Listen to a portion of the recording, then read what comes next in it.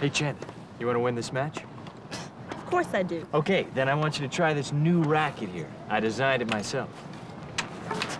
I can't play with this. The strings are rubber bands. Oh, shush, shush, shush. That's the secret. You're gonna get power out of this baby like you won't believe. Trust me. Why should I trust you? Because I'm the physics guy from TV. I figured the whole thing out. It's all physics. Oh, right. I've seen your show. Oh, yeah. Everyone is gonna want to play with one of these babies after they see you. Believe me. Okay, well, you should know.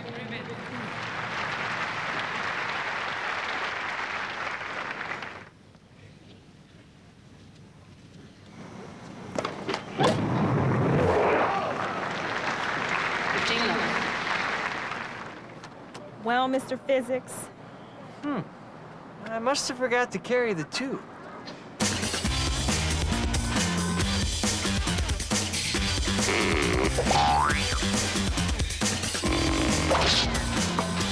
Sports figures, put your brain in the game.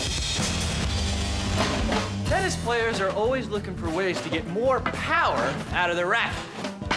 Should the strings be tight or loose? Does the frame of the racket actually give you more power? Where's the power spot on the racket? What do we mean by power? Good questions. There's actually a lot going on when ball meets racket. Behind me here is Chanda Rubin. She was ranked as high as number 6 in the world. She's won numerous events, including the Grand Slam title for women's doubles at the Australian Open. She knows a thing or two about power, and she knows a little something about physics. So, Chanda, what kind of things are happening when the ball hits the strings of the racket? Well, a tennis ball is pretty soft, so it's going to flatten out. Okay.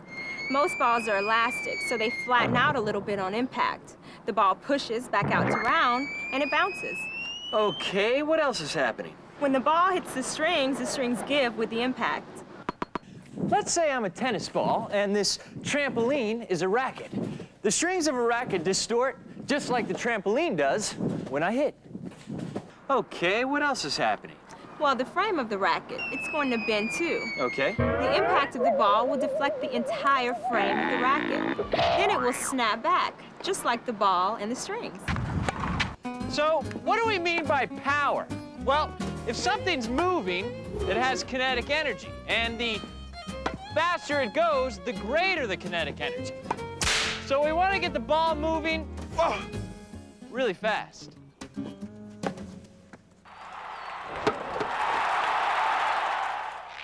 When a ball and a racket collide, the ball, the strings, and the frame are all deforming.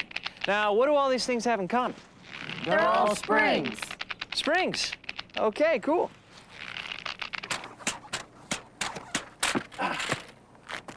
Springs are pretty common, right?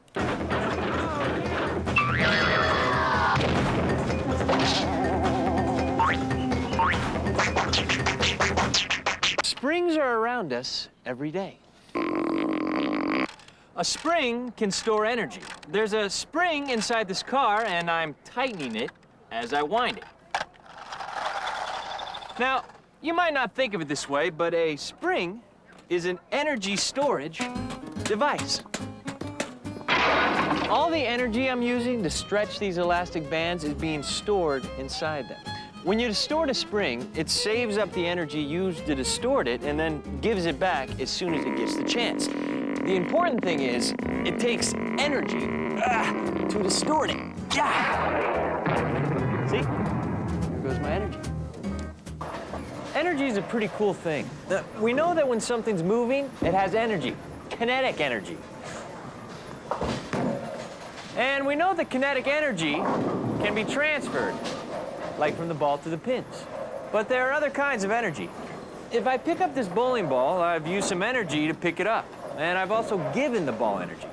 This ball has gravitational potential energy. Energy. Ow. When Brandy stretches these elastic bands, she's giving them potential energy. But it's not gravitational, right? It must be some other kind. It's like spring potential, or elastic. Right. We call a spring's potential energy elastic potential energy.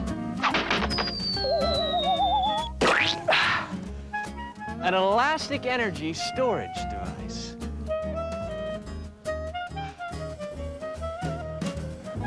A trampoline is a very cool energy transference device. Kinetic energy, gravitational potential energy, elastic potential energy. An energy loop.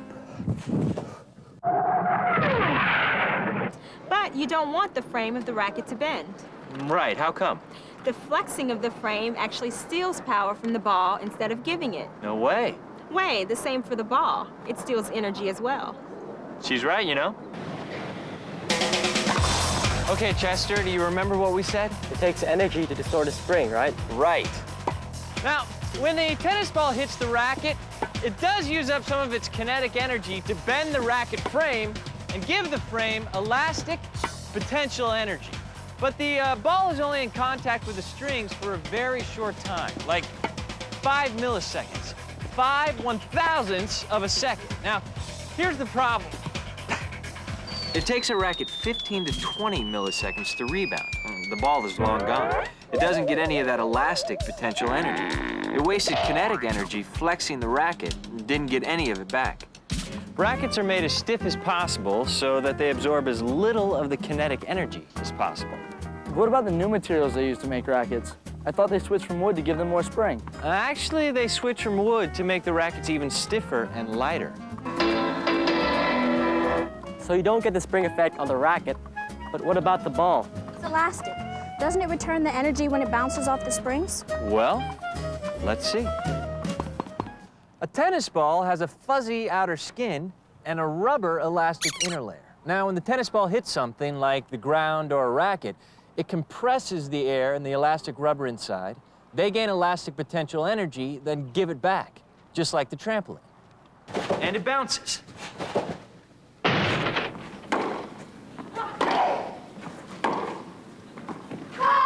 Something very curious is happening as a tennis ball goes faster and bounces. Now, we've already clocked the speeds of the ball machine here. What do we got? At the slow setting, the ball's going at 20 miles per hour. Okay, let's check the rebound speed of the ball. Kick that on, all right. What do we got? 15 miles per hour. 15, okay. If we just divide 15 by 20, we find that the ball came back at 75% of its original speed. It lost a lot of kinetic energy. Okay, let's try it on a faster setting. The fastest setting shoots the ball out at 65 miles per hour. 65, okay. Give it a whirl. Whoa! What do we got? 45 miles per hour. 45, all right. If we divide 45 by 65, the ball only returned with 69% of its original speed. It had 75% of the original velocity before, and now only 69%. It lost even more kinetic energy. What happened? The faster a ball goes, the harder it hits, the more it compresses, and the more kinetic energy it loses. You know how when you bounce a tennis ball really, really, really hard, and it doesn't actually go as high as you'd think it would? Well, the rounder a ball stays in a collision, the less kinetic energy it loses.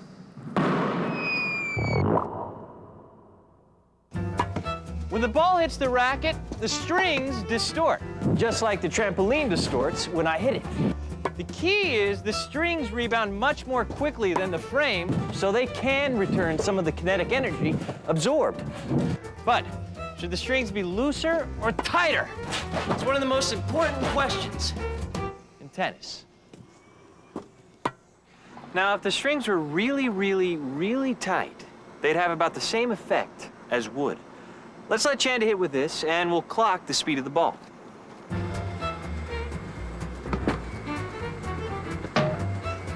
"35 miles per hour. Okay, let's try the racket with the looser strings, Chanda. See how this works. 50 miles per hour. Whoa, now that's power. Greater speed means greater kinetic energy. Power. So the idea is to let the strings give when they're hit. The ball maintains its shape better and it loses less energy in the collision. This should work. But what if the strings were on the looser side?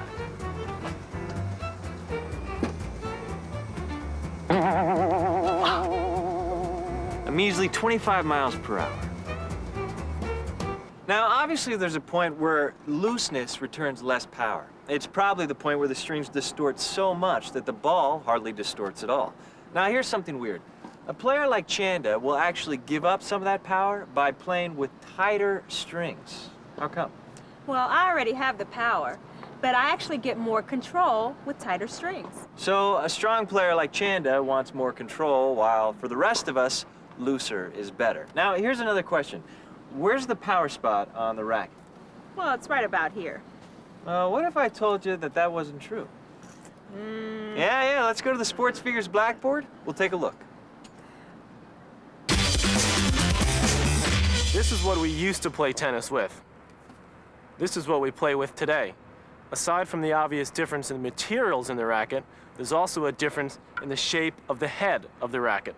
Most tennis players are used to the sweet spot being right here, in the center of the strings. By changing the shape of the racket, designers found that they could extend the sweet spot down toward the shaft. That puts the true power spot on a modern racket down here. It might seem like you'd lose power here by the shaft, because this part of the racket is actually moving slower than the top part out here.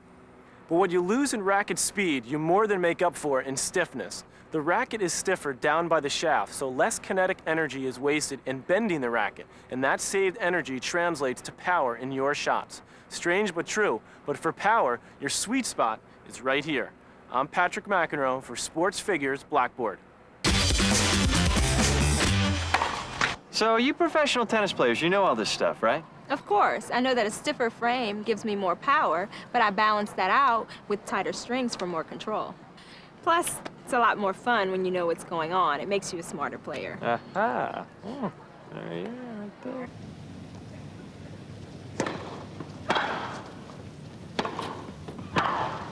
Game Ruben.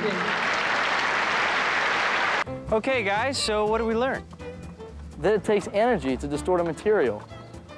And that some materials can store that energy, like a spring. A spring takes kinetic energy and stores it as elastic potential energy. And you don't necessarily get back all of the energy that you put in. Game Ruben. So that's it. I'd like to thank Chanda Rubin, our students from Lafayette High School, and Red Laurel for helping us out today on ESPN Sports Figures, the elastic racket. You know, this works much better on paper.